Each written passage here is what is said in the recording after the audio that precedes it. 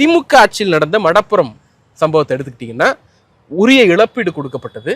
காவல்துறையினுடைய தவறு, அதுல எந்த மாற்று கருத்து இல்லை. ஆனா அது அரசு பேக் பண்ணுதா இல்லையா? அதிமுக ஆட்சியில பேக் பண்ணுச்சு. திமுக ஆட்சியில காவல்துறை மீதே நடவடிக்கை எடுத்தோம். உடனடியாக அத்தனை பேரும் அந்த பொறுப்புல இருந்து விடுவிக்கப்பட்டார்கள், சஸ்பெண்ட் செய்யப்பட்டார்கள், இழப்பீடு வழங்கப்பட்டது, அரசு பணி வழங்கப்பட்டது.